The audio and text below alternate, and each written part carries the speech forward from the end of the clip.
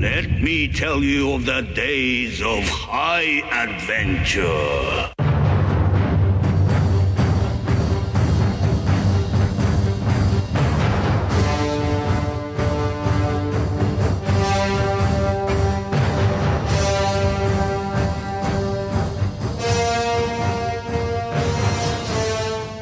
Hi, I'm Kevin. And I'm Mike. And this is 6 Degrees of Schwarzenegger, a podcast where we take a long, hard look back at some of our favorite action movies from the era of get down, Arnold. Schwarzenegger is the icon of the genre, and we're taking a deep dive into some of those 80s and 90s cult action movies and breaking them all the way down.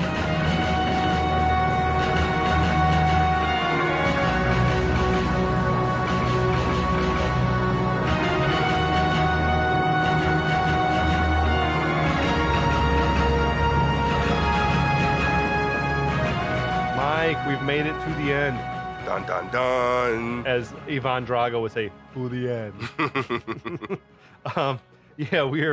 We are back with the final episode of our series on the Terminator. Yeah, one of our favorite movies. It is weird. We have a lot of favorite movies. So. Yeah, but this one's on my Mount Rushmore, as we've discussed. This is one of my all-time favorites. I know this on your Mount Rushmore, but I also think as far as 80s action films go, it is on that Mount Rushmore. Yeah. Also, I don't know if it's the Michael Jordan, but it's right there. Yeah, it's maybe like the Larry Bird. Maybe the Kareem. Yeah. We thank you so much for listening, everybody out there. We're having a blast talking about it. I was a little nervous to talk about this movie because I hold it in such high esteem. But I'm having a great time, and yeah, it's been awesome. Thanks also to Kevin, who's joined us for the previous episodes. That was awesome. We hope to have him back sometime soon. Absolutely. So Mike and I are going to take you the rest of the way here. Absolutely. And it feels good to be back. So let's do this. I'll be back. Tell us what's going on in the movie, Mike. So the Terminator, where do I start? The Terminator basically has come back from the future. He's out to kill Sarah Connor. Reese has been sent back from the future also, and he's there to protect Sarah Connor. So Sarah's, having a little trouble believing all this, but there's this big fight scene at the police station where she's finally convinced that Reese is there to protect her. So we have gotten to the point where Reese and Sarah are now sitting in a motel room, basically making pipe bombs to fight the Terminator. And then Reese shows her his pipe bombs. Does. So Reese and Sarah make sweet love, and so that's actually, and the Terminator's on the way to kill him. And me being me, I don't think I still got that Reese was the father, but okay. That's just dumb 12-year-old. So you didn't get it until the end when she's pregnant? I don't know. Then? Yeah, probably. And honestly, I saw it when I was so young. I don't know if I got it then. You didn't know about the birds and the bees? Yeah, I know. I mean, I probably did, but I mean, I was. Did you see it when it was new? 8 or 9 So you saw it on TV then, or when did you it see first it? You didn't came see it out? in the theater. No way. I was. Okay. I was not even. I don't think I was 10. They weren't taking you into those R-rated movies. No. Or how I used to sneak in, but no, I didn't see this. I probably saw it on HBO or Cinemax, something like that. When I was 15. Years later, I just don't remember being oh, that was the father. It took me some years before I really came to that. I think I was that same way with Darth Vader too. I didn't really get it, Oh, I am your father? Yeah, I tell you what I really didn't get in Star Wars was when in Empire Strikes Back, when he goes into the cave and he fights Darth Vader and he cuts his head off. I didn't realize that was Luke's face in the... What'd you think it was? I didn't know. I just didn't know. That's what Darth looked like? I thought that's what Darth looked like, yeah. Okay. It took me years to be oh shit, that was Luke Skywalker. Oh, damn. So, yeah, but again... Maybe you have that thing where you have face blindness. Maybe, yeah. I'm really bad with names, so that could be it. But, so I guess maybe I'm just slow to the party sometimes. And those are 2 times that I was didn't get it till after the fact. Well, we appreciate your vulnerability and sharing that with us. Oh, that's what I do. All of our millions of listeners around the world. It's these Sweetwater 420s just talking right now. So, yeah, that's a great summary. We'll pick it up. Sarah and Reese just boned in the Tiki Motel. Little did they know that the Terminator is on his way to kill them, so he's speeding through the darkness on his motorcycle. Because of Sarah. That's a very important fact. Because this movie could have ended because they could have already been in Hawaii on the beach. Mm-hmm. But Sarah decides to call mommy and let mommy know where she's at. It was wild the way that the Terminator was just cruising, like with the machine gun resting on his shoulder, like not a care in the world. And no cops following him. Nah, man. So later that night, Reese and Sarah, they're in high spirits. They're in that like post-sex glow they got going on. What if there was like a scene where they were like smoking a cigarette in bed? That'd have been too much, right? Nah, man. I mean, you know, Reese he's like looks like he's floating around on cloud 9 in this whole scene. He just made love to the legend, right? You know, like you always want that girl, like you want that like, get and you finally get her. Especially when you've been thinking about it for like years or whatever it's been, and you finally like did it. You made it happen. Yeah. So yeah, whatever. Reese's tension has definitely been like relaxed, right? They're lucky the Terminator didn't bust in right in the middle of them fucking. Yeah, but he would have. I mean, they got lucky because the dog starts barking. Okay, yeah. But I mean, I'll say it again. Reese probably shouldn't have let that happen. Like let their guard down like that. True. It's just not great strategery. But yes, I agree with you. But he also felt that they were somewhat safe because he was like, well, there's no way that the Terminator should know where we're at. That's true. He doesn't know that Sarah. He's not completely let his guard down, right? Because he was that scene where he was looking out the window. Yeah, yeah. But he also wasn't like on he probably high also alert. Was like, you know what? I'll risk the whole future just for this. Yeah, because he's in love. Like, and apparently he came across like I find it hard to walk across the bar, and this dude went through time. Facts. Yeah. So they're packing their shit up to leave the hotel. You feel like it's gotta be really late at night at this time, right? Like an odd time to be leaving, unless you figure that they're on their way to the Cyberdyne plant to try to blow it up. Then it makes sense that they're like packing up to leave in the middle of the night. But we don't know that was like deleted scenes shit. But I also think it's easier to hide in the dark, right? It's also to make their getaway. Yeah, it's also it's easier just to get away from. If you're running away, you usually run away at night, not at the middle of the day, unless you're a Terminator. So it's at this moment that Reese gets real serious when he hears dog barking outside. It's a great payoff to the setup that's been like happening through the movie, where they basically say that dogs can detect a Terminator. Sure, basically, it gives them just enough warning. So we cut to Terminator vision walking up on this barking dog. There's all sorts of like gibberish type computer code popping up on the Terminator screen, but I appreciate the detail of it all. There's a man coming out, getting in his pickup truck to, he sees the Terminator, he's steering clear of him. What the fuck was that dude doing at this hour? He's probably like going to get more drugs. It was a flea bag hotel. There's no telling what was going on in that. Oh, he's probably selling drugs out of the room or something. Yeah, honestly, there could have been. Yeah, there was probably another murder taking place next door. Another murder. Yeah, he just killed a prostitute. Yeah, he just killed a prostitute. That was the BTK killer. Oh my god. And yeah. So the Terminator kicks in the door of the room, starts just shooting up the place, but the room is empty. Now, how did the Terminator know what room they're in? Kevin, if you ask questions like that, you'll never get through this. I gotta say, maybe they cut it short. Maybe he went in the office, the little booth, and checked the registry, or maybe I can see that. Maybe when he called the hotel, he asked what room is Sarah Connor staying in, or something. But did they give out that information? They wouldn't use their name. They'd be crazy. You would think.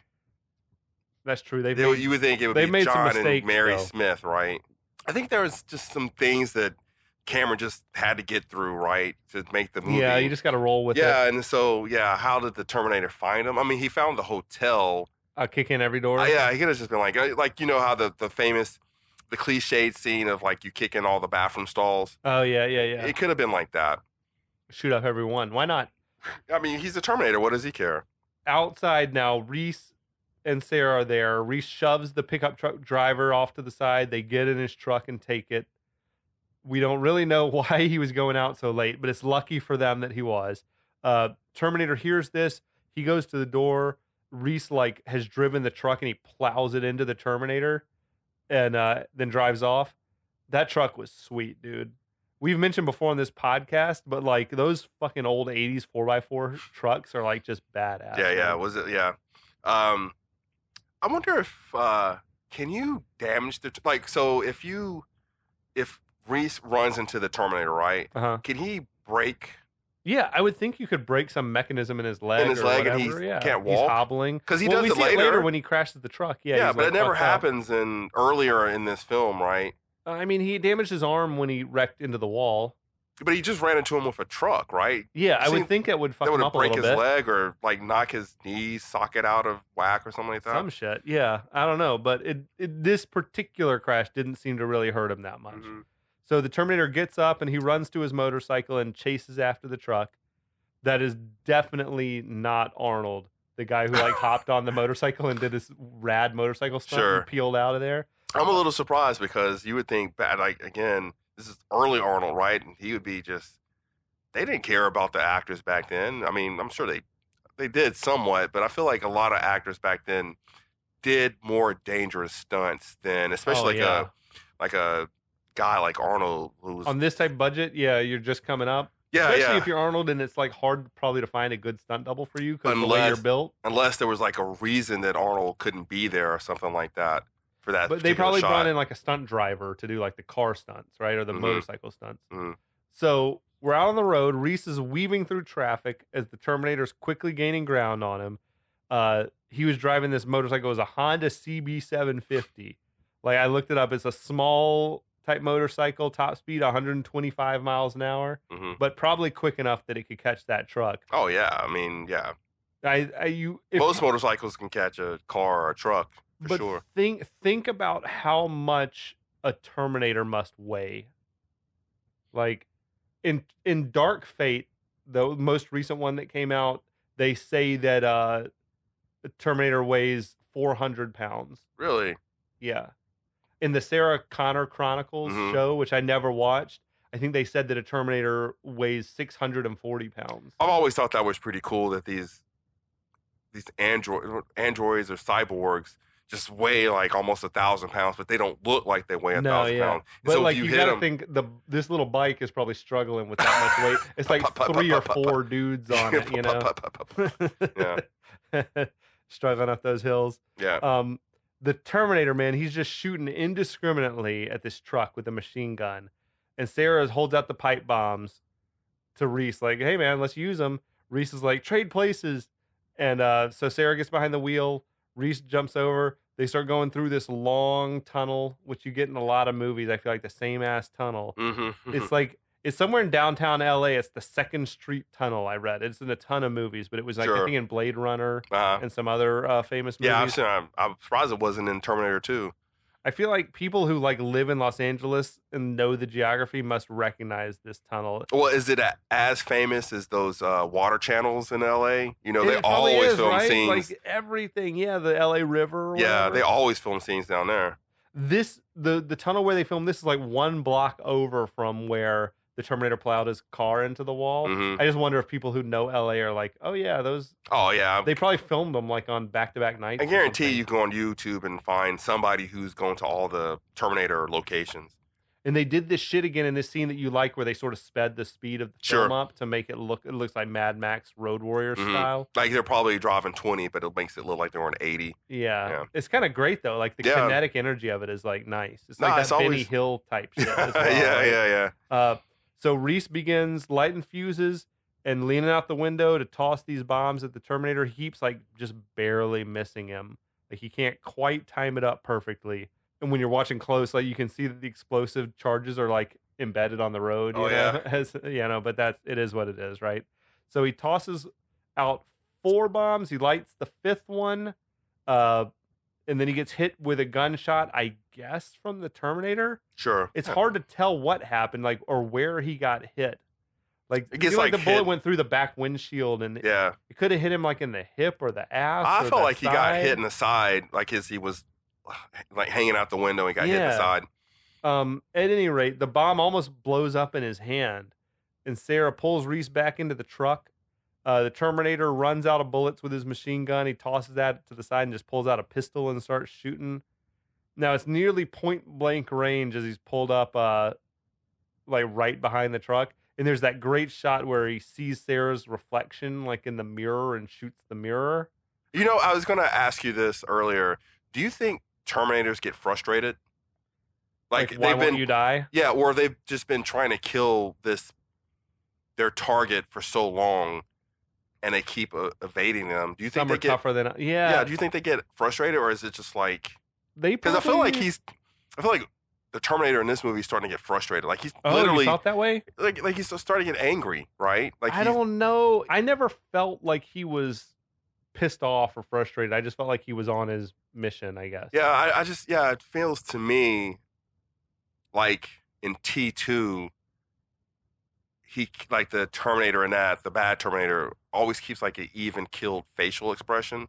Oh, although he does you feel make like that. Arnold was letting his face. Yeah, slip? I kind of feel like Arnold was. Oh, I gotta watch again. I gotta watch again to see. You can see like tinges of anger in his, but because like there was a couple of times. This is probably his first ever mission, right? This particular Terminator, possibly, yeah. So he has nothing really to compare it to, but you got to think like he's probably thinking, man, it's hard to kill these guys. Yeah, that's what I'm saying. What the fuck? Yeah, like I would think that I think the Terminator is like getting frustrated. I don't think he's on any kind of like a clock or anything like that. Like, he gets the job done when he gets the job done. But if his flesh and all that shit's starting to rot, like it probably is, he might recognize it's going to be harder and harder for me to blend in and sneak up, you know? But I thought his flesh didn't rot because they had one that was like 40 years old. Yeah, and this has been 2 days. This dude's, maybe because he's gotten some damage. Yeah. Like the skin's been broken. Well, yeah, he can't cover that. dye, right? Yeah. He had to cut his arm open and everything like that. I don't know. But Terminator's pulled his bike up right beside the truck. Sarah jerks the wheel, pins the Terminator in between the truck and the guardrail. Terminator crashes, and then the truck like hits the center median and flips over. It's another great car crash. Mm-hmm. If she hadn't flipped that truck, I feel like it would have been over. Like they would have gotten away with it, right? Like they were home free if she didn't flip the truck over. But you know, Sarah sees the Terminator start to move again. She's trying to get Reese to get up and get moving. Like the truck's rolled over on its roof or something, I think. Mm-hmm. Terminator gets up just in time to get plowed into by this tanker truck. Yeah, and there was like brutal. 2 guys in that truck. And how did they not see the Terminator in the middle of the street? Yeah, he like looks up, he's like, huh? Yeah, and then he gets like just smashed. No, it's a great shot, right? But then he goes up under the truck, right? He's getting like dragged. And he shit. grabs onto the truck to save himself, right? He was getting fucked up under there. The tanker driver, he tells the other guy, they pull over. He tells the other dude to stay in the cab. I'm going to go check it out. And who was that other dude? Like, who was the other dude? A hitchhiker or like a fucking male prostitute or something? Like, you don't just roll with some dude in your truck. I don't think. It was like a younger semi dude. truck, right? It was like a big gas tanker or something. Oh yeah, and there was like a trucker looking dude, and then this young pretty boy riding shotgun. I think it was just another trucker with him. I'm projecting my own shit on You might be. We might have to have a talk after this podcast. But so the driver, he goes back to the rear of the tanker, and Terminator grabs him. I assume he kills him. Oh yeah, because he punches him. He just sort of wrestles him to the ground, and the dude just is motionless. Yeah, but I mean, he snapped his neck or some shit. Yeah, because if the Terminator punches you, like you at the very least, you got like 3 broken ribs, and I assume once the Terminator gets those hands on you, like you're probably done for. Like he just crushes bones in his hands. I don't. Yeah, his objective is just to kill, right? He's a killing machine. He needs to get this truck. Sure. So Terminator's now like dragging this one limp leg that he's got. He goes up to the cab and gets in. The passenger looks over at the Terminator and he's in shock. Like half the flesh on Terminator's face is gone now. Yeah, honestly, that one shot is better than the other effects earlier. It's amazing makeup effects. Yeah, I think it was Stan Winston shit. Sure, that makeup was really good. Yeah, he's got like half his face is metal. He's got the one glowing red eye. Mm-hmm. That work is incredible. Although I've seen shots of Arnold with the makeup on, and like I feel like the red glow from the eye is something that was maybe a special effect added afterwards, like a visual effect or some shit. Terminator says, "Get out." Which is also a line that turns up in subsequent Terminator movies. Mm. Like when T2 is in the helicopter, Yeah, and he tells dude, get out. Yeah, And he just jumps out of the helicopter. if somebody like liquefies and then enters when they say get out, I'm gonna get out. Yeah, I'm gonna jump out of a helicopter, or I'm gonna jump out of the truck. So I was watching this shit on Amazon. And does your Amazon have this feature where if you pause, like it'll tell you what actors are in this scene X-ray. and stuff like this? Yeah, X-ray is called. The X-ray for this movie on this scene tells you that dude riding in the car is David Hyde Pierce. No way. But it's not him. I looked that up. That is not true. So X-ray got it wrong on Amazon. How do you know this? I looked it up because on the credits it's credited as another dude. It's like the guy who was the dolly grip. Wait, whoa. The guy movie. that was not even the truck driver, the guy sitting beside him? I somehow, I can't remember what I looked up because it was a few weeks ago, but it says that like that dude, I think it was, is like uncredited. I was about to say, they gave him a name? I clicked on his name and he was like the dolly grip on the movie. So that makes a lot more sense than that it was David Hyde Pierce. But it does look a little bit like David Hyde Pierce. I'd have to see it again. Yeah, you might want to check that out. But it was kind of amusing to me. So the Terminator, he gets the big rig moving, turns it around, and starts driving back towards the wrecked truck. In Terminator vision, like we see these like sort of schematics of how the truck works. Mm-hmm. It's sort of like almost like Matrix when they're like, show me a program of how to drive this helicopter or whatever. Because it shows like the gear shift, It shows the shifter and like how to work it and everything like that. It's pretty awesome. Yeah. Have you ever driven a truck like that before? No. I did. It's pretty... It's pretty powerful, man. Do you have to is it like a double clutch or something? Or? Yeah, it's like a double clutch. Yeah. See, I've never driven that. After college, I worked as a mover. I worked for a moving company, and there was all big trucks that came in there all the time, right? Yeah. One day, I got into a truck and somebody let me drive it. It's like you're up there, man. Like, is the horsepower crazy on this thing? I don't remember that part of it. I just remember being like, holy, like... You feel like king of the road? Yeah, like you're up there, dude. It's kind of crazy. That's awesome. So Sarah, she's desperately trying to get Reese, who's barely conscious, back into the fight. She's trying to drag him out of the wrecked truck as the tanker is like rolling right up on him. She gets him out of the truck a split second before it just gets demolished by the tanker. Man, trucks... I feel like trucks in movies are always hauling something cool. It's always like cool, like a coolant, or like cool, it's always liquid nitrogen, or it's gasoline, or it's like a fucking a truck hauling Ferraris, or whatever. Like it's never just a shitty truck. Or it's like produce. There's it's always a truck of watermelons. It's gonna flip over and spill heads of lettuce everywhere, or whatever. It's one of the two. It's never a middle ground, right? Yeah, it's like it's never a milk truck or something. Think about like the that. Matrix where like it's a truck hauling Ducati motorcycles. Mm-hmm. Like, you know what I mean? It's always just something cool. Yeah. But so Sarah and Reese, they hobble away as the Terminator swings the truck around for another run. They're both like gimpy as hell. It's an amazing shot as they're running down the bridge and you can see the tanker coming up behind them like over the hill. Yep. Everything about that shot was awesome. You could see the fucking glowing red eye inside the cab of the truck. I wonder when you film shots like that, because I was looking at a scene from The World According to Garp last night. Like they're getting chased by a guy in a truck, right? Uh-huh. How do you film those scenes? Because it's dangerous. You mean yeah, because they're really running away from a truck that's really driving down the street, right? I feel like probably they had the camera like far away with a long lens, and it made it seem closer than it was. They're actually like 100 yards away from it. Oh yeah, but it was 100 yards or more behind them. Mm-hmm. But it looks amazing. It does look amazing. Mm-hmm. They reach the end of this bridge that they're on just in time to duck out of the way before the tanker runs them over. Reese falls down again beside this dumpster. He tells Sarah to keep on going. So as the truck slows down to turn, Reese lights the fuse on the sixth pipe bomb. They had 7 total. So this is like, he's got 1 left in his pocket, but lights the fuse on bomb number 6, tucks it into this little nook on the tanker. I don't know what that little nook is, if that exists, if they put it on the truck just for the movie so that he had someplace to stick the bomb. No clue. But yeah, he slides into this little tube on the truck. And a good shot, too. Like, this is a moving truck, right? Yeah. And he's like, tosses it in like literally a space that was literally big enough in the pipe bomb itself. So good shot. Then Reese dives himself into the dumpster to hang out as the fuse is burning down. Fuse is fucking taking forever to burn down as well. Sarah manages to stay like just a few steps ahead of the Man, tanker. what an intense moment. So I watch this one show on YouTube called Cinema Sins, and Okay. he likes to call this the Prometheus school of running away from things, because everybody always just runs away from things in a straight line, right? Yeah, no zigzags. Yeah, they never do the zigzag A serpentine, running a serpentine. yeah, line. they never do the zigzag or run to the like just do a hard left cut or anything like that. So it's kind of, I mean, I guess she did run around a building, but It was fucking. This scene was just like you said. It was crazy. The music, mhm. everything about it, Really super intense. intense. Yeah.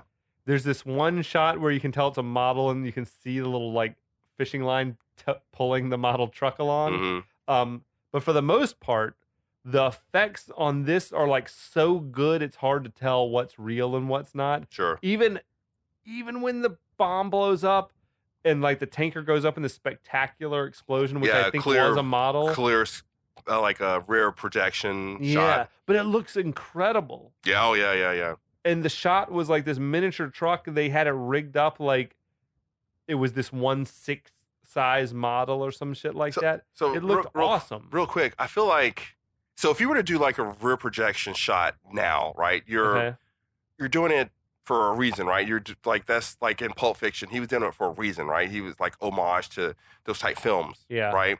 But when you did it back then, were you literally doing it because that's your only choice? Like, you obviously couldn't have a tanker blow up in behind your actors. This was probably the really first days where green screen might have been a thing, an option. But I think James Cameron knew, like on a budget that he had, this was they had like no choice, right? This That's was what he his had to best do. option, and he knew. I think if you set the scene at night in the dark, it looks pretty fucking good. Mhm. Like he did rear screen in the future, right, for those future scenes, and then in this scene, It's all just that easier, shit was right? at night, and it looked it always looked pretty good. Yeah, I wonder if that's frustrating to because like remember Airplane, the movie Airplane. There's like a really famous scene where he's driving and there's like doing like a rear projection behind him, It's like a joke, but it's a what's joke, happening? right? Yeah. So I wonder if film directors are like just like Cameron. To me, seems like a kind of guy who's like really serious about filmmaking, right? Yeah. So I bet he tried to do like everything he could to really have a truck blow up behind, and they were just like, "No, we can't do that." So he had to do the rear projection, and with a model Yeah. explosion and stuff like that. so it's gotta be frustrating to him, right? The way it exploded though was amazing. Like the way it went like back to front, like Sure. it started explode in the Yeah. back and it rolled forward to the front of the truck. Mhm. I did see where, and when I lend you my DVD, you can watch. Like this was the second attempt. The first time I think they were doing it Mhm. when they yanked the model to get it rolling forward, like it just yanked the front axle off the truck, so it just sort of sat there and blew up. Gotcha. And they were like, "Well, we do have one other model. Like, we Oh, built man. 2 of them, so we got to Yeah. get it right the second time." I mean, that's one of the better film explosions because it explodes all over the place, right? Like it falls on Reese's dumpster. yeah, the burning gasoline Yeah, or whatever, I kind of feel like Reese would have died. cooked up in there. Yeah, he would have been heated to death. Oh my god. But Sarah ducks behind the corner of the building, like to avoid all this fiery debris that's falling all over the place. We see now Reese climbs out of the dumpster, which is covered in flames. Terminator climbs out of the burning wreckage and collapses in the flames. He's laying motionless for a while as it burns up. Sarah looks like relieved, like, oh my god, it's over. Yeah. We gotta know this can't be the end.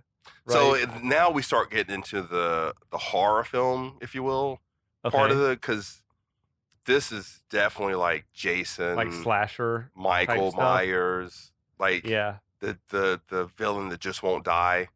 I had read where Orion, the production company, had asked James Cameron, like, can we just, to save money, like, can the movie just end right here? And he was like, no. No. How Yeah. is the fire kills it? Yeah. No. yeah. It's like you know what I mean? But it really doesn't make much sense. Like, why did that even slow the Terminator down? Why did she think it would stop the Terminator? And why did it even slow it down? Why did it even collapse? Wait, You so know? I don't think it was the fire that slowed him down. I think it was the explosion. Okay, it was like he's just rattled. He's or stunned he's or probably just something? he just He's indestructible, but he Was it like Nintendo? Like you need to blow in the cartridge and get him going again. Exactly. Like... Yeah. Yeah. Exactly. Okay. So Sarah walks up to the burning wreck to take a closer look because she thinks it's safe. Again, man. Reese emerges from the smoke, like calling her name out. They sort of hug and they fall to their knees. It's over. It's over. That shit looked like it hurt too when they dropped to your knees on asphalt. Mm-hmm. But right. Yeah. and Reese has got to know better than this. Like he's got to know it's not over. Well, that dude he's done this shit before. And he just had his bell rung. So I mean, they're just he's concussed. Yeah, they're just happy to be alive. They're not really thinking straight at this moment. So in that moment, the Terminator rises up out of the flames. It's that hyper alloy combat chassis that Reese had described. It's like this completely metallic looking like skeleton. Yeah, and it looks just like evil. Yeah, exactly. It's like, is that how they designed him? It's crazy. Stan Winston, he said in an interview like that he loves taking credit for the Terminator, but that James Cameron, like the entire look of this thing came from sketches from James Cameron. I mean, it's. He said he kept asking James Cameron, like, so how would the shoulder connect to the body? What would the arms look like? What would the rib cage look like? And Cameron would give him these detailed drawings, and then he'd basically just build that. I'm gonna look it up right now. Look up the image. Yeah, he's badass, man. Everything about him. Look at that thing. Look how evil that looks. It looks like the devil. It looks like the devil. It's fucking badass. To this day, it's amazing looking. Yeah, it still looks futuristic. Yeah, it is pretty cool. It's a great design. So Sarah can't believe her eyes as she sees the Terminator. Reese gets up and starts dragging her along. The Terminator struggles out of the wreckage. He's dragging that damaged leg that he's got. Sarah and Reese, they break into this large industrial type building. What kind of building? Do we know what kind of building that is? In real life? Yeah. In real life, it was a car plant. Like a car. But do we know what it was in the movie? It's the Cyberdyne building. That's the Cyberdyne building? Yeah. So I didn't know that. So I thought it was just like a random warehouse. Because I always thought Cyberdyne was, well, I guess it was robotics, right? Yeah. So, God, how lucky did they get, right? What But they were on their way there, right? Well, they were on, that's the whole plot of the movie that got chopped out, is they were on their way there to try to blow it up. So now I feel like you got to put that back. You should have. Yeah. It would have been incredible.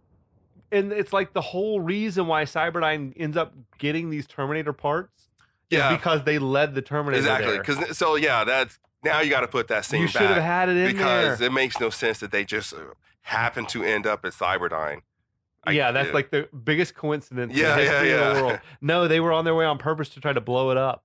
Yeah, I want that DVD. It would have worked well even to leave that part in. Even if in the second movie you still have them saying, well, we should try to blow up Cyberdyne. Sure, yeah. I mean, but he didn't know that he was about to, because the second movie came out several years later, yeah, right? Like 7 So it's not years. like he knew then that they were going to make a second movie. I'm sure he wanted to, not. right? He should have included that. It would have added. It would have taken away from the second movie. It would have made the ending that much more satisfying, I think. It would have it be the holy shit, they like led the thing. Sure. Because there's a scene, it's on the DVD, where the Cyberdyne guys are like holding the wreckage and they're like, look at this shit. Well, now let me ask you this. In the not the cut scenes, but in the movie, do you know it's Cyberdyne? No. Do you just think it's a random warehouse, right? Yeah, they never say what it is.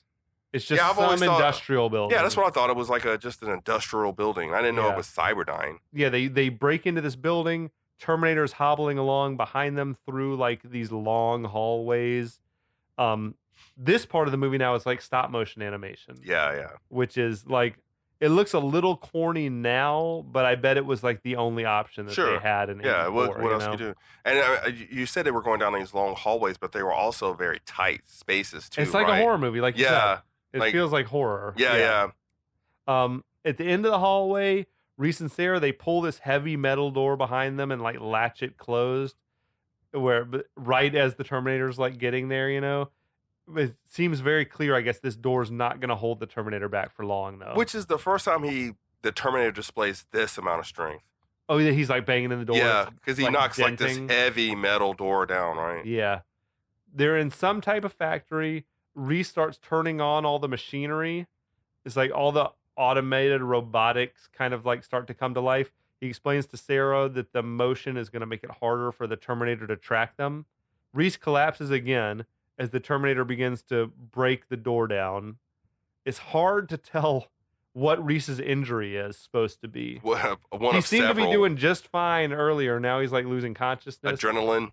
Yeah, I mean, I guess guess he's probably losing a lot of blood. He's probably shot through his He's been side or through shot. his hip or something. He got blown up.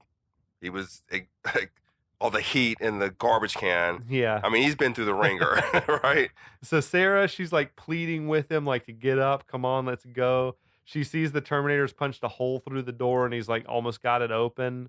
That's when Sarah really flips that switch into like badass mode. Yeah, that's when that's when she becomes Sarah. Sarah Connor. Yeah. You know, it's like move it, Reese, on your feet, soldier. All that shit. Reese gets up. Sarah helps to drag him along as the Terminator gets the door open and he enters the factory floor. This isn't just the location is an amazing location.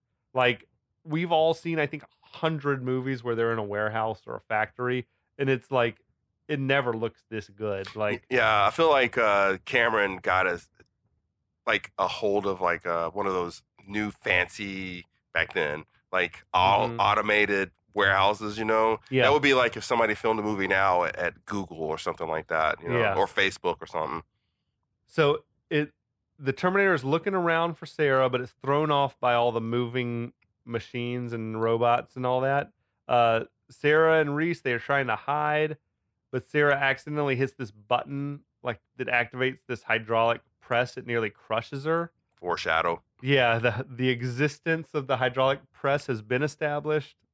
The Terminator seems drawn to that particular sound. Out of some reason. yeah, I mean, I will say this: this is a very good Terminator, right? Oh yeah, he's expert. Yeah. So Sarah and Reese, they're looking for a way out. Reese picks up this metal rod that's just lying around in there for some reason. They hit a dead end. They turn around to go back and see that the Terminator's there. He's got him cornered. Reese and Sarah, they slowly back their way up this staircase, like onto a catwalk above the factory floor. Reese tells Sarah to run while he attempts to hold off the Terminator.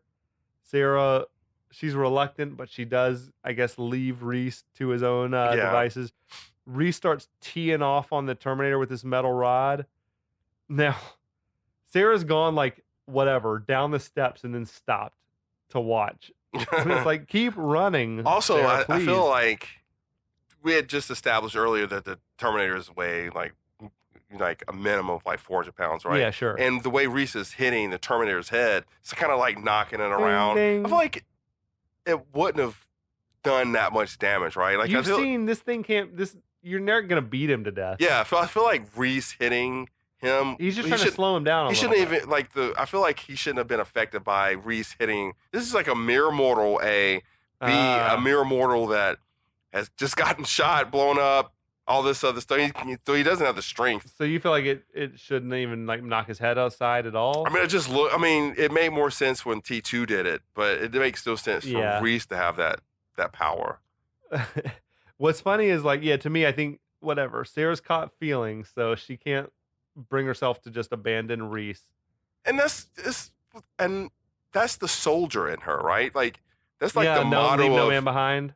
Yeah, that's the motto of the soldiers: leave no man behind. So I see that. Yeah. Reese is wailing on the Terminator, but it's not really damaging him at all. Then Terminator knocks that rod out of Reese's hand and hits him with this like epic bitch slap. He like hits him with the backhand. Yeah, I mean he should be dead, right? He should have snapped your neck, whatever, or knocked his jaw broken your off. skull. Yeah, he should be dead. Yeah. But anyway, Reese, as the Terminator's like looming over him, he produces that one last pipe bomb, and Reese is gonna fucking go out like a champion. Reese lights the fuse and he sticks it up in the Terminator's rib cage, and it explodes. It blows the Terminator to bits. Now the Terminator recognized the fact that he had a bomb in him too, right? I think he did because he was scrambling to get it out of him. And see like, oh shit. Yeah, so I mean, do Terminators recognize explosives? Like, I think he's smart enough to have learned. He's seen. He had seen the other bombs. Yeah. Okay. So maybe he knew what it was. I think Sarah gets hit in the leg by like a piece of shrapnel or something off the Terminator. Yeah. She pulls the shrapnel like out of her leg, which I feel like you're not supposed to do. Like if something's stuck in you, you're supposed to leave it. Yeah, because you don't bleed out. Yeah. Yeah. But I think Cameron wanted to show how badass she was at this point. Yeah, she's a fucking champ. Wait a minute, did she pull it out and then she wrap it, or she just pulled it out? I think she pulls out and starts crawling or whatever. She goes over to Reese and she like sees that he's been killed in the explosion. I feel like it would have been more emotional if Reese wasn't like already dead. You know, if he was like his last had one last breath or something to say like something to her. I don't know. I'm the father. I'm your baby daddy. Yeah. But as it is, he's already like all bloody and just clearly dead. Mm-hmm. So just the upper half of the Terminator snaps back to life and it starts grabbing at Sarah. Michael Myers, man. Yeah, Jason you can't Voorhees. kill him, dude. Sarah starts crawling away as the Terminator's dragging itself off, like behind her, just inches behind, you know? I think this was the vision that Cameron had that was his first inspiration for the Terminator. Was like, what if there was like half a metal skeleton with a butcher knife like crawling after a woman? Just try to kill you. Like, because humans don't have the capacity to just keep going and keep going and keep going. Yeah. But this machine does. Oh, yeah, it will never stop. Yeah. But so Sarah, she drops down onto this conveyor belt. The Terminator's following along behind her. At the end of the belt, there's this hydraulic press that we saw earlier. She squeezes through that. The Terminator's also following her. I don't think I buy that the Terminator would be able to even get a grip, you know, like on the sheer metal. Sure, yeah. That he's on. He's still dragging himself along. I don't think that. Because he has like almost like ball bearings and stuff for fingers. You don't have any flesh, any skin to get a grip on some. Unless he got you wouldn't be able to like, you know how like sometimes as a human you can kind of like finger something and like pull it towards you. I do know. You know what I'm saying? Finger something and pull it towards you. Sure. But he doesn't have that power. No, I wouldn't think so. He doesn't have the power to finger Sarah. But yeah, she crawls out the other side of the hydraulic press and pulls down the little safety cage thing. Terminator reaches his one good arm through the cage and is like grabbing at her. Still like gonna kill you. You feel like if that thing touches her, like if it gets his fingers on her, like she's dead. It did, didn't it? It was like it was pulling at her collar, like it got her clothes, like it was pulling at her or something like that. You feel like as soon as that thing like got a grip on her at all, like it just crushed her. Yeah, you know what I mean? But yeah, as it's reaching for her throat, Sarah's able to like sort of blindly reach around and find that button that she hit by accident earlier. It closes the press. She says, "You're terminated, fucker." Yeah, man. Hits the button. That line, I always thought it was like a little bit clunky. Really? Like it should have either just been like on TV. The TV edit version was just like "You're terminated." Yeah. Which is to me good, or like I don't know, "You're terminated, motherfucker," or something. I think like saying terminated fucker is like generic. I mean, not generic, but organic. Like I feel like that's what you would say, right? Like if you were in that moment, like you wouldn't say some kind of a cliche like line, you know, "You're terminated." You wouldn't say that, like. Yeah. So I feel like that was all the emotion. Yeah, I mean, I don't think she ad-libbed that line, but I feel like that's something that a real person would say in that scenario. But so the press, it crushes the life out of the Terminator. We see all that blue lightning effects as like the energy is being released or some shit. So much blue lightning. Yeah. But I feel like Sarah's probably lucky she can get like killed by the lightning or something. I don't know. We see that glowing red eye goes dark. This is that little final close-up of the eye was a thing that they like, I think designed on the fly after the fact, where they said like it was literally like two pieces of foam board pressing down on tinfoil, and they had rigged up a little light bulb that was on a dimmer, and some dude was like just off screen like blowing cigarette smoke into the frame. Like it was so like guerrilla style to get that one last shot I think or that's whatever. awesome, man. I know, I love those stories. Yeah. So Sarah is like, she's trembling as she removes the Terminator, like kind of had his hand on her shoulder just about. That arm would go on to play a major role in Terminator 2. Kind of, propels the franchise in a whole direction. And like the CPU chip or whatever they recover. So cut to, Sarah's on a gurney. Paramedics are checking her out. Well, real quick, it kind of goes back to the chicken and the egg thing, right? Like you were talking about. Yeah, like how did they got the chip from a Terminator? A Terminator, so which is what helped them build how did it exist future Terminators. It makes you wonder, like, how does it all work? Yeah, it's But you just have to accept that it's like a loop. sure. I feel like this is the only way it can happen. It makes sense within the movie. It doesn't make sense in real life. True. In Yeah. movie logic, like it's Yeah. just the only way it can happen. It No makes matter what total would sense. happen, it was always going to end Yeah. this way, right? So yeah, cut to Sarah's on a gurney. Paramedics are attending to her. She's watching as they zip Reese up in his body bag. That body bag, that shot was also filmed like after the fact, like a pickup shot where they had Michael Biehn come out, and I think they just like sort of put a suit bag, like a garment bag, over him and zipped it up over Sure. him on the hood of a car or something like that. I love stories like that though, like of how low budget this shit was.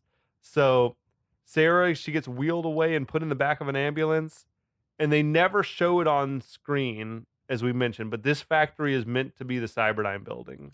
Yeah, I think There's deleted scenes where they make it very clear, like these two Cyberdyne employees come down and secretly put a computer chip in their pocket that they found. Yeah, but I feel like if you did that, then you're trying to say, well, there's going to be a sequel, right? Yeah. And T2 didn't come out till several years after this, so maybe they just weren't sure if they were going to have a sequel, you know? But I feel like that shit should have stayed in. No, like, because the dudes are like saying like they stick that chip in their pocket and they're like, we got to get this to like our research and development guys right away. I'm actually anxious to see that scene because it's like the self-fulfilling prophecy thing that you get in time travel movies where like all the shit that you do to try to prevent a thing from happening, like make sure that it happens. Yeah. You know, I love that stuff though. So then, all right, cut to several months later, like probably 7 months, 8 months. Well, yeah, Sarah's pretty pregnant. She's pregnant. Yeah. Yeah, very pregnant. Sarah Connor and her dog are driving through the desert. I love that she got herself a dog. Yeah. As well, like to detect future Terminators. She's speaking into this tape recorder. She's saying it's tape 7, November 10th. So that's like 6 months after I think when the movie started. We see that Sarah, she's visibly pregnant. She's also got this big revolver sitting on her lap, like right next to her pregnant belly. Is she in Mexico at this point? I think she's in Mexico. Okay. Yeah. I'm like, because she couldn't just drive around like Arizona. No, she's got to get off the grid, right? Yeah. That's the plan. I found it a problem that she has the gun pressed right up against her pregnant belly as she's driving along. I feel like you would do that differently now.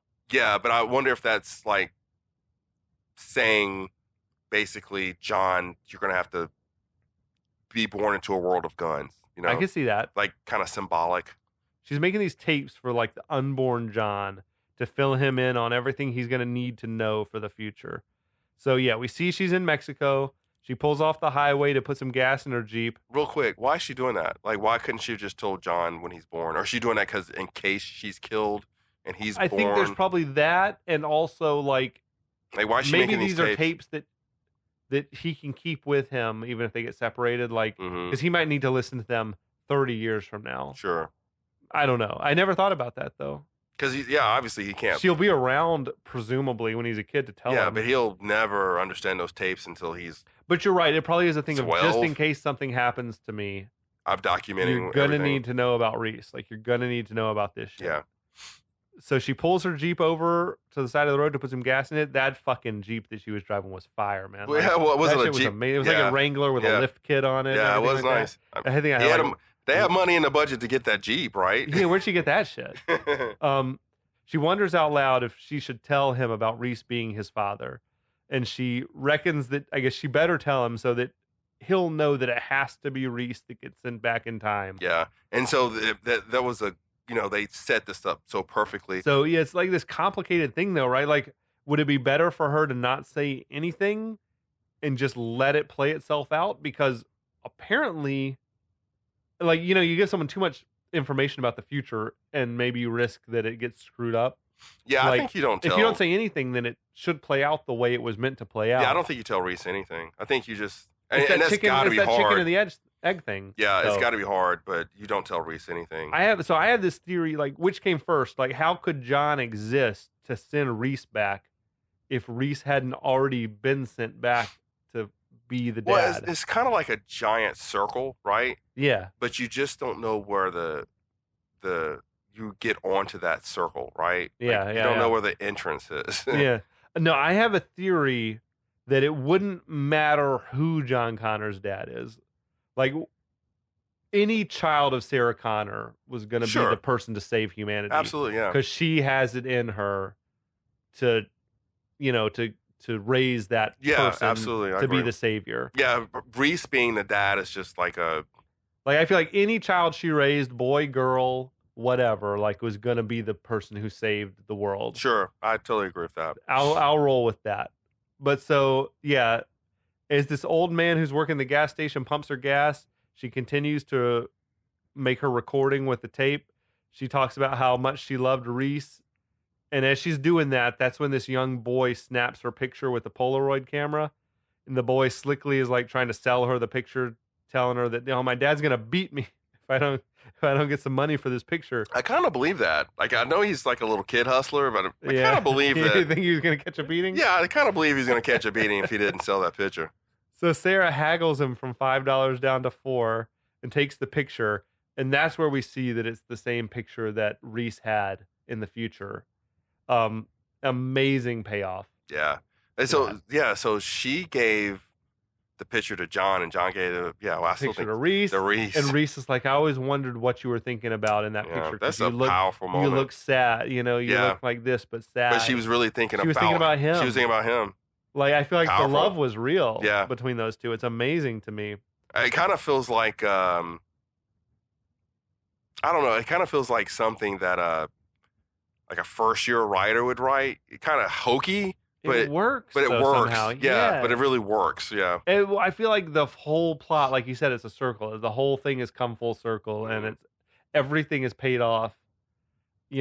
Everything that's happened in the moment, like in the movie, has been like, oh, it's like all of that shit paid off to make the future what it needs to be. And that's one of the cool parts about making a time travel movie, because you do know what happens in the future and you can relate it back to the past. Yeah.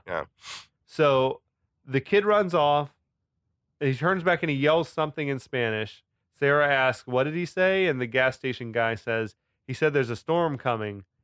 And she looks and says, I know, which is a little bit corny. Gas station. What the fuck I just said there. I know.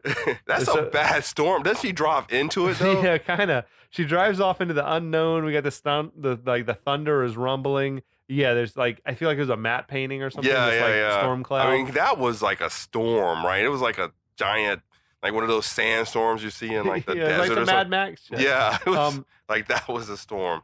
But I feel like that was the very last shot that they filmed on the whole movie, was that bit. And there was an amazing story on the DVD where they said, we were going out in the middle of the desert to film just this shot of the Jeep driving down the highway. And they said, we spent all day setting up the tripod and everything like that and getting everything ready, waiting for the light to be just right. Not a single car had passed by like the whole day that we were out there in the desert. And right when we were getting ready to film, we saw like this speck on the road, like in the distance, like a car. And we're like, oh shit, well, okay, let's wait for the car to pass. And then somebody, I think jokingly, was like, wouldn't it be funny if it was a police car? And like, cop car rolls up and is like, what are you guys doing out here? Oh man. And the story goes that they were like, so the special effects guy or whatever had his son out there helping, and he said that the guy was like, my son's a film student at UCLA. We're helping him with a student film. We just need like 2 minutes. We'll be all done. And the policeman was like, oh, in that case, like, do you want me to hold traffic up for you while you shoot the shot? And so they stole that last shot with the police helping him out. Honestly, I'm always like, who is that harming? Yeah, I'm with you. But yeah, man, that was the final shot of the movie. It's like roll credits as she drives off into the storm, and that's the Terminator. Yeah, don't you think? So I kind of felt like what he was trying to say in that storm is that the nuclear war had already started.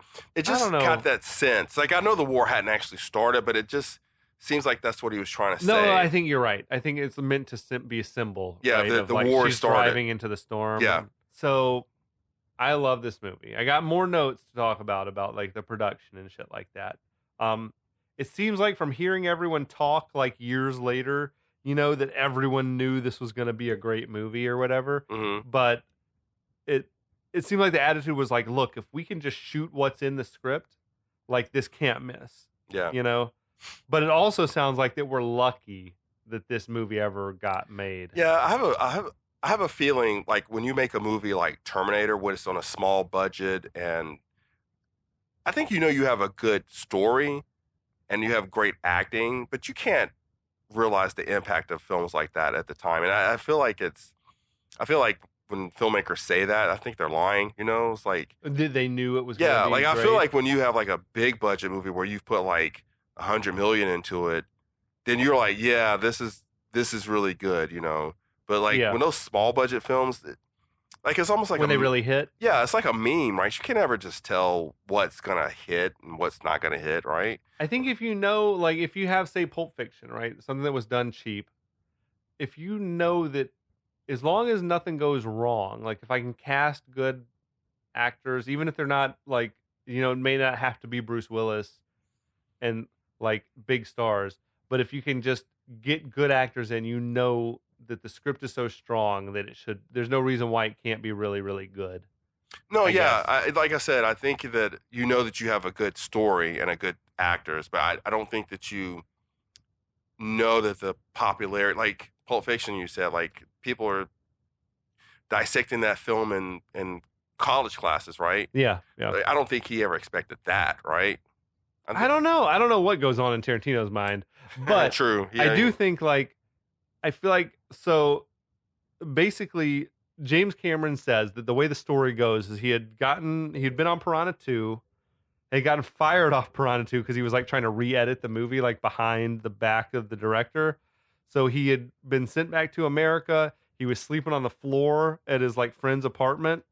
Um, he was flat ass broke with like nothing except the idea for the Terminator, which had come to him like in a fever dream while he was in Italy or some shit. hmm So he said he had worked with his buddy William Wisher to flesh it out, to work on like getting a full plot put together. He said the goal they had was to get the script that was so good that the studio would let him direct it. Um, think about like Stallone and doing Rocky, where he was like, his demand was that he got to star in it. Sure. I Like mean, he wouldn't sell it to a studio unless they let could, him yeah. play the part, right? So he knew this. Galen Hurd from like their Roger Corman days brought her on board to help him with rewrites and to help him try to sell the script to somebody. So as these stories always go, like no studio wanted to let Cameron direct the movie himself, right? But Cameron and Hurd, they knew some people at this new studio, Orion, that they could get the script to, and they loved it and said Cameron could direct it. He said there was this great story about how he was going to Orion to meet with the people, and Lance Henriksen was his buddy, who the idea was that Lance Henriksen was going to play the Terminator. So he said, he told Lance, show up with me for this meeting. I want you to like show them what the Terminator is going to be like. So Cameron was running late and Lance showed up early and was like sitting around in the lobby, like creeping everybody out. I can see that. Like that he had put this like metal foil on his teeth, Sure. like inside of his mouth or whatever, like that. It fucking freaked everybody out. I would think in Hollywood though, that would be like, yeah. But so yeah, he scared everybody. But then Schwarzenegger said that he had been brought in to meet Cameron with the idea being that Schwarzenegger was going to play the Reese character. It seemed like there was like a deal in place with Arnold and Orion that Arnold was going to star in an Orion movie, and this Terminator one seemed like the best fit. And so it was a thing of like Cameron didn't feel like that Arnold was going to be a good Reese. Yeah, right. Yeah, he'd have never made a good But he Reese. felt forced that he had to take this meeting because like Schwarzenegger was a rising star. Meanwhile, Schwarzenegger, he wanted to play the Terminator himself, but he said he felt like his handlers thought that he shouldn't be playing a villain like so early in his career. It'd be bad for him. So they met and they talked about the movie and all this, where each person thought the other person wanted for Schwarzenegger to play Reese, but apparently Cameron, like after talking with Schwarzenegger, he wanted Schwarzenegger to play the Terminator. He said that Schwarzenegger, when they were talking, Schwarzenegger said this should not be a man acting like a robot. It should be a robot acting like a man. And that like Arnold said that? Arnold said that. And that Cameron was like, oh, this guy gets it. Like he's my Terminator.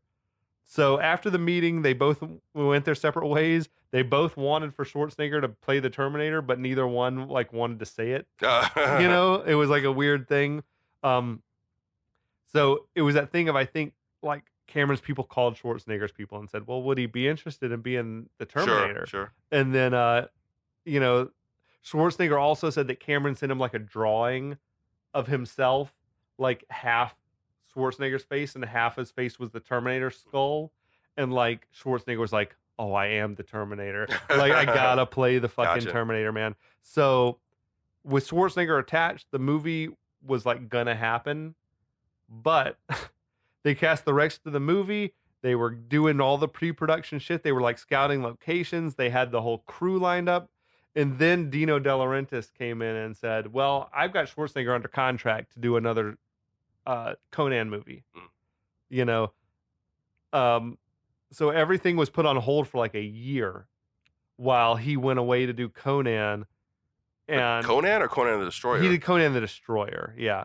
So Cameron said basically he was starving like during this time because he had no money coming in. But he said he used that time wisely. He like fine-tuned the script and like was going around and, you know, doing all the pre-production shit, like spending a whole year doing this stuff. He also took on a couple of writing jobs during this time. He wrote Rambo 2 and he wrote Aliens. Wow. While he was waiting for this year, because everyone had read the... So he wasn't starving. I think, but he didn't have that money until he turned in his script. Sure. But basically, Hollywood had read Terminator and was like, oh, this guy's a great writer. You know, so he got these awesome offers. So Cameron said they started filming a few weeks before Schwarzenegger was able to come and join them. Things were going okay, but, you know, we had the vultures at Orion were circling and being like, you know, this isn't great. Nothing's like looks great, whatever. But then once Schwarzenegger showed up and they started filming with Schwarzenegger there, they were like, I think they started filming that parking deck scene where like he was stalking them in the parking deck, and everyone was like, oh shit, this is working. Like, okay, everyone just stand back, let this dude Cameron do what he wants to do. But Orion still like viewed the movie as this like sort of low budget exploitation type flick. Yeah, I totally get. Yeah, I see that. Right? It's like this like horror movie slash sci-fi. Yeah, like slasher. I said earlier, you take one step left and right in this movie, and it'll just been like some generic B movie from the 80s. I think, you know, Cameron said Orion sort of viewed it as like something that's maybe going to play a few weeks, can hopefully double its money, and like it'll be forgotten about, you know. But like the critical response to the movie was incredible. Everyone was saying it was the best action movie to come out since The Road Warrior a few years before. And it was recognized that this was like the perfect movie, I think, for Schwarzenegger. Yeah. You know what I mean? He didn't have to talk too much. The fans fucking loved the shit. Is he known for anything, I mean, more popular than Terminator? That's got to be it for him, right? Yeah, I mean, it's like his biggest. Terminator, yeah, then you would think like, you know, we got Predator, but he only did one. Or like a Total Recall or Kindergarten Cop, maybe some of the funny it's really shit. Terminator. But Terminator is like the one. Yeah. Like if you think Mel Gibson's tough. Do you think Lethal Weapon or do you think Mad Max? I think Lethal Weapon. And then those had to make more money. Yeah. And they came when he was like in his prime. Sure, yeah. But Weapon. like, this is it for him. Stallone's the Harrison same, right? Ford. I think Indiana Jones. I think Indiana Jones. More than Harrison, more than Han Solo? Oh, or more than Jack Ryan? Like, he did 2 Jack Ryan He did 2 movies. Jack Ryans. Yeah. It's tough. But Schwarzenegger, this has like been the only, I think, big franchise for him. Like, you think Stallone, he had Rocky and Rambo. Yeah. But yeah, I feel like this was the franchise for Schwarzenegger. I Schwarzenegger. totally agree, yeah. Like, there's only the Terminator. Yeah, and then I don't everything think he else ever is did other B. movies that were like sequels, unless you think about like Expendables type Conan shit, but the that's Destroyer. not him. Yeah, those were not That doesn't great. count. It was early in his career, yeah. But so, yeah, the fans fucking flipped for this movie, man. It played in theaters for like months. It's a great movie. Yeah, I mean, I get it. And sci-fi, I feel like, is not for everybody. Like, I don't know what it is about this movie that made it connect for fans so strongly. It's a sci-fi movie that's grounded in like reality though. It's not like they're in space shooting That's true. lasers Like, and even stuff like people that. who aren't sci-fi fans, Yeah, they're not. you know, they're Yeah, not like Star Trek people. and even They though they're can watch fighting, this and it's like they can relate with yeah, it. and even though they're fighting a robot, it's still It's in the present. yeah. So You it's know, sci-fi, but It's not heavy sci-fi. yeah, Yeah, the movie was a fucking huge hit. Made like nearly $80 million on a $6 million budget, like on first run. It obviously like exploded Schwarzenegger, even though Schwarzenegger only had 15 lines in the whole movie. wow, that's saying a lot right there. It That you only have 15 lines as a movie. Well, it's like Hannibal Lecter, right? Yeah, totally. Where like Hannibal you Lecter's like on screen for like and 6 it's minutes or something. all you think about is that when that person's on screen. Yeah. It gave James Cameron the clout to sort of demand that he could direct Aliens. He's like, you know what? I want to direct Aliens. God, If you Aliens want my is script, so I want to good. direct it. Yeah, Aliens. Yeah, is I really love good. that shit.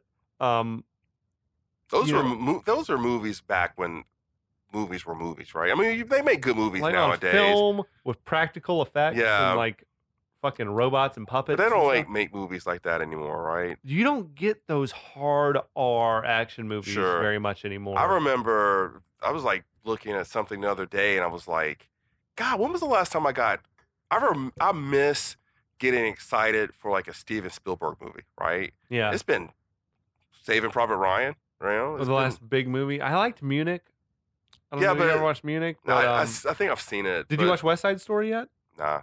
It's pretty epic. But were you excited to see it? No. Like when you heard about it? Like, I mean, I'm not saying if I no. watched it, I'm like, yeah, that was a good movie, It's right? not like this. Actually, West Side Story is probably closer to a spectacle than other movies that Sure. Spielberg has done recently. But it's not the Spielberg spectacle that you yeah, think but like about. when he did like Jaws and or E.T., Indiana Jones shit. Indiana and Jones, or Yeah. Saving Private Ryan, Jurassic Park, man. Jurassic Park. When he did those movies, you're like, this dude was like The King. changing like the culture.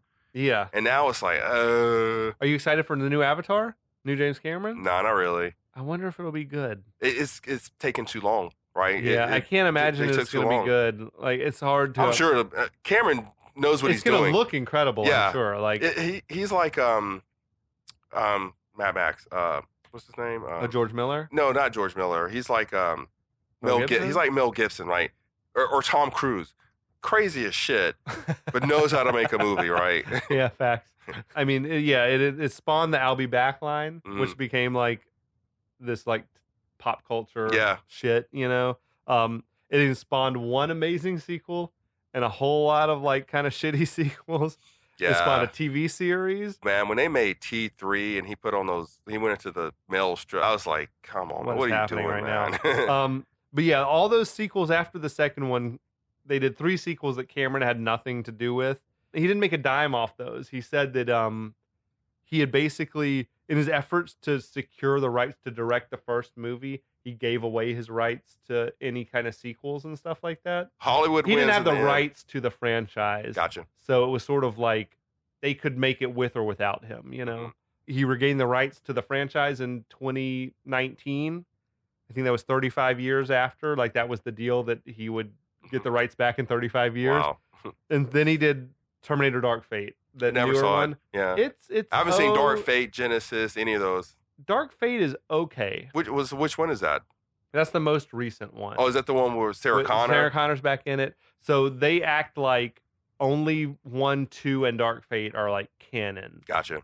And everything else is like, eh. And Dark Fate was okay. You should Mhm. check it out. Yeah. It's not great. I But, think you know, it might be on HBO. Maybe It it's was on on HBO. I don't know if it still is, but yeah, it's worth a look. But man, that's Terminator. That's one of my all-time favorites, dude. Yeah, it's a good movie. You think about, like, I don't know what won Best Picture in 1984, but I promise you Terminator's a better movie than whatever won Best Picture. I don't know what yeah, it is. it'd be interesting. It's probably like Out of Africa or something. Yeah, I was shit about to like that. You say, know, some it Meryl might Streep be movie. Amadeus. If it's Amadeus might be better than Terminator. Just a little bit, yeah. But Terminator's right there. Like, we were looking at the years before and after was like Terms of Endearment and Out of Africa. Mhm. I swear, I think Terminator sci-fi just doesn't get love like Sure. that. So, Do the Right Thing came out the same year Was as it like 89 or something? I forget what 88, year, something but like Do that? the Right Thing came out the same year as Driving Miss Daisy, and Driving Miss Daisy won Best Picture, but nobody was like, I want to see Driving Miss Daisy. Yeah, that Everybody's happens all like, the time. I want to see Do the Right Thing. I mean- so this with Terminator is that, right? It's like nobody. I mean, Amadeus is good. Don't get me wrong, but if you're gonna toss in a movie, you're not gonna toss in Amadeus because you gotta like sit down and actually watch it, Yeah, right? yeah. You're gonna throw in Terminator. Well, I think about the all-timer is like, Pulp Fiction got beat out by Forrest Gump, and it's Forrest like, Gump's good though, but man. Forrest Gump is good. It's good in its way, Yeah. but it's like you feel like Pulp Fiction was a more important movie. Yeah, to the It like industry, changed- sure. It changed movie making. Sure, I'll agree with that. But I don't know, Forrest Gump had all those scenes where you started putting actors into like old Oh, with JFK and Nixon Yeah. and stuff like yeah. No, yeah, I know what you're saying. I think that Pulp Fiction brought a new type of like feel to the cinema, right? And Forrest Gump is just old school, like almost like it might be a Disney It film. was like, that his same like period historical epic sure, movie that you're used to winning. yeah, and Versus something that's edgy and, different raw and new. yeah. Yeah, man. We made it to the end. We made it to the end. That's Terminator, man. All-time Mount Rushmore type action flick. Arnold's crowning jewel, I think. I 100% agree with that. Even yeah. though he was very smallly featured in this one. At some point, we'll talk about T2. Yeah. That one's worth talking about, I too. better be here for that. All right. We won't do it without you. All right, man. All right. Well, thanks for joining, Mike. Thanks, everyone, for listening on this long, long journey that we've been on. All right, see you later. We'll be back.